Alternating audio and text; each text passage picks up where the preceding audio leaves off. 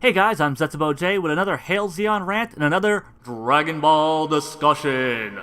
I was kind of hoping to get a few more of these out before tackling Dragon Ball again, but hey, I'm a busy guy and fuck it. Alright, Dragon Ball Z Battle of Gods is out on DVD and Blu-ray.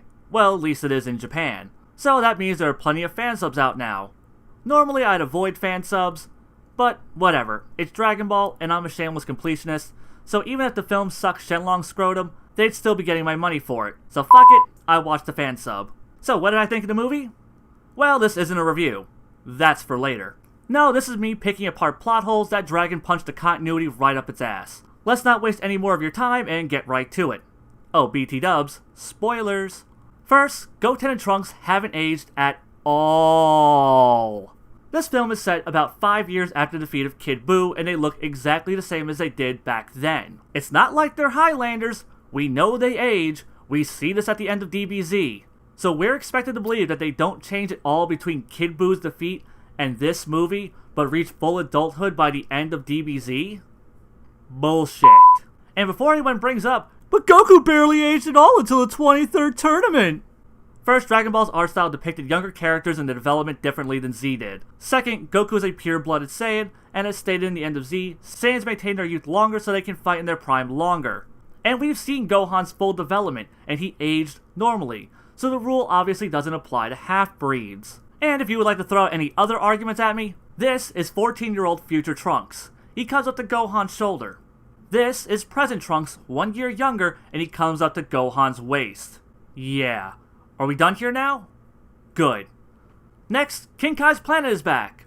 You know, the one Cell blew up. Now, as a self-proclaimed Dragon Ball apologist, normally I can talk my way around this, and explain this away by saying he was probably given a new planet, or he was just able to create a new one, but then this movie had to throw in a line about how King Kai's planet used to be bigger until Bills destroyed most of it, and King Kai's current planet is what was left. Yeah. Meaning this is the exact same planet that King Kai had throughout most of DBZ. So thanks movie for throwing in a joke line that kept me from defending your shitty continuity. Next, Shenlong has full knowledge of Super Saiyan God and King Kai doesn't, even though King Kai has been shown several times throughout the series to have extensive knowledge on his quadrant of the universe. And yet he knows nothing about Super Saiyan God. And for some reason, Shenlong does, even though Shenlong's only like 300 years old and shouldn't have access to this kind of information. But that's kind of minor. What isn't is that Shenlong now only grants one wish, for some reason. For those that know their lore, know that when Dende restored the Dragon Balls, he gave Shenlong the power to grant 2 wishes. Not 1, but 2. But according to this film, nope, it's just 1. Next, there's the completely jacked up timeline. What do I mean? Bulma clearly states that she is 38 in this film. A film that takes place, like I said, about 5 years after the defeat of Buu, which during that time, Bulma was 41. So in this movie, she should be 46, 45 at youngest. What's that, you say? Bulma could just be lying about her age? Well, Mai also discloses her age in this movie, and she's 41. So even if Bulma were lying about her age, Mai obviously wasn't. And that would make her 12 in the beginning of Dragon Ball. I refuse. No. I'm not even... Ugh. It would have been really nice if someone would have taken the time to do that math. And my final continuity gripe is... Ultimate Gohan going Super Saiyan. Now it's been a long-standing debate among fans if Gohan could still go Super Saiyan after unlocking his ultimate form. Which I've always been of the opinion that, sure he can, it's just separate of his ultimate form, and he just has to choose between one or the other. Well, I was wrong. Super Saiyan apparently can stack on Ultimate. How do I know this? When attacking Bills, Gohan goes Ultimate, and stays in this form throughout the rest of the movie. But when giving his power to Goku to turn him into Super Saiyan God, Gohan turns Super Saiyan.